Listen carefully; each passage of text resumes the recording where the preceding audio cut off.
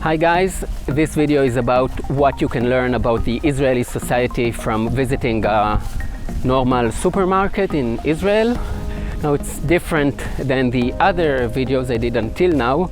Until now most of the videos were about how to plan your trip to Israel, what to do in Jerusalem, the Judean desert, Tel Aviv.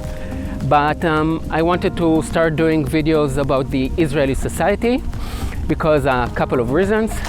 First of all, I think it is interesting, and the second reason is that there is a huge gap between what you see in the media about Israel and how life in Israel really are. So now I will go to the supermarket in the village where I grew up and show you some Israeli products and what you can learn from them about the Israelis.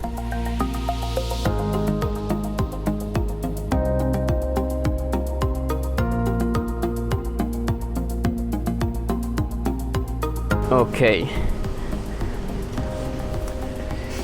so the number of people that have nuts allergy in Israel is very, very small. In the UK, there are 10 times more people that have nuts allergy than in Israel. And the reason for it is this, Bamba. Bamba is the national snack. 25% of all the snacks that are being sold in Israel are Bamba. And it's basically a peanut butter flavored snack. And because small children and babies eat it, then they don't get the nuts allergy. Because it is so important, the emergency regulation said in 2003 that in case of an emergency, the factory that produces Bamba will keep on working. So other factories will be shut, but this one will stay open. Now, most of the Israelis will tell you that Bamba is the national snack, but I personally prefer the Bisli grill, which is this snack. This was the reason I went to birthday parties of children that I didn't like, to eat Bisli grill and drink Coca-Cola. Now, I will just say that the first time that my German girlfriend ate it, she said it tastes like dirt with salt, but it's great. Now, there are different kinds of Bisli, like pizza flavored and falafel and barbecue, but Bisli grill is the best. And now we will go to the vegetables part and we will get serious.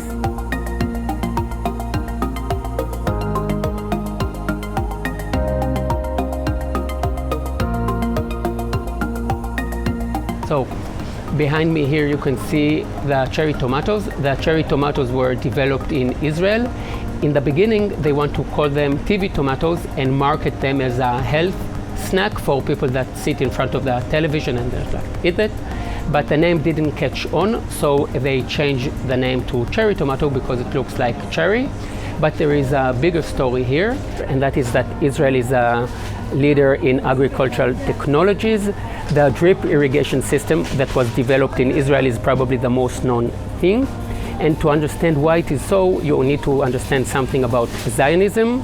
Until 150 years ago, most Jews lived in towns and cities. Jews were not allowed to buy land. And because most Jews, all Jewish men knew how to read and write, they worked in white-collar jobs. And the Zionist revolution wanted to bring the Jews back to the land, back to being farmers. And being farmer, working the land, and innovation were connected from the beginning. Most Israelis don't know it, but the first scientific institution in Israel is not a Hebrew university, but the Agricultural Research Organization that was opened in 1921, today called the Vulcani Center. And it is something that is very deep in the Israeli Zionist culture. Until 150 years ago, all names were names from the Bible: Abraham, Yitzchak, Yaakov, Chaim, Sarah, Leah. And since then, there are many names that are names of trees and flowers. Like my name is Oren, which is a pine tree, and I have 3 brothers, and we all have names of trees. And it is also very common for girls to have names of flowers, like Nurit or Rakefet. Okay, so Now I'm in the beer section, and it's quite small. The alcohol culture in Israel is new, and the Israelis don't drink a lot of alcohol, and the prices are really high. So if you come to Israel, drink a lot before you come. The most known Israeli beer is this one, which is called Gold Star, and I think it's okay. I like it.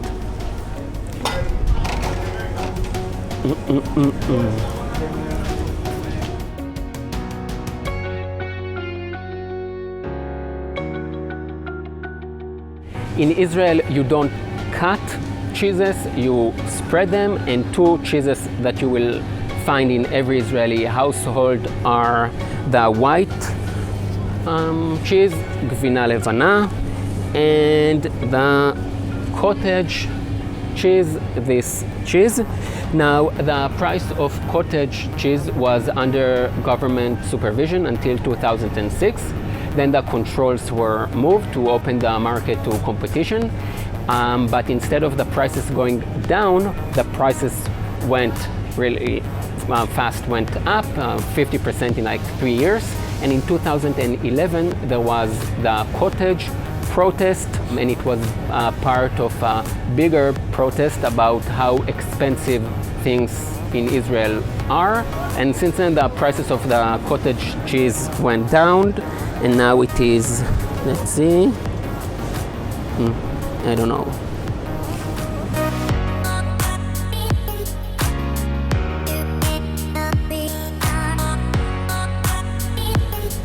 So, רוצה להיות חלק מהסרטון שלי? So now you can see the coffee. Here I don't have anything interesting to say. I will just say that many Israelis drink black Turkish coffee or Nescafe. Now when Israelis say Nescafe, they mean basically instant coffee. If you really are strong and you want the true Israeli Nescafe, then you drink this. If you drink this, you can be a teacher in Israel. It's not easy. מעלה את זה ליוטיוב. אנחנו נהיה שם? כן. אם ההורים שלכם יסכימו. One of the biggest crises in Israel, and most people don't know it, was in 1951. The food almost ran out, and this was also the time of the big wave immigrations to Israel from the Muslim countries. By the way, in Hebrew, we don't say that Jews immigrated to Israel, we say that they did aliyah, they came up to Israel. And when Jews leave Israel, let's say to the US, we don't say that they immigrated to the US, we say they did yeridah, they went down to the US. Anyway, so food almost ran out, and people said to Ben Gurion, our first prime minister, that the Jews from Arabic countries like to eat rice and couscous, and there was almost no rice. So Ben Gurion asked Osem, an Israeli food company, to produce a substitute to rice made out of flour. So Osem, this food company, rose up to the challenge and made the Ptitim, what you see here, which are basically small round pasta balls, and the name of Ptitim in the 50s and 60s was Ben Gurion rice, and outside Israel they are also called Israeli couscous, and this is one of the things that children like to eat the most when they come back from school, schnitzel and ptitim. Right next to the ptitim you can see Shkedy marak, another Israeli product. Now, if I will translate Shkedy marak into English, then it is soup almonds, make no sense. Basically, you add it to the soup like crouton, and it is made out of flour and spices, and their slogan is a great one. The slogan is marak רק תירוץ. The soup is only an excuse, and it became to be a Hebrew idiom. Okay, here you can see Kellogg's cornflakes. Of course, not Israeli, but I will say that Israelis call all the breakfast cereal cornflakes. So everything you see here, cornflakes. Here you can see a shopping cart, not that interesting, but what you will see is that the Israelis fill them up. Israelis try to do shopping once a week on Thursday or Friday, and they buy a lot. Like usually they don't buy to like the next meal or the next day, but for the whole week. And usually we do a big meal at Friday evening to all the family. The Israeli society is a very pro-family society, and there is an Israeli obsession with food. One comedian said that basically all of our holidays are, they try to kill us, we survive, let's sit down and eat.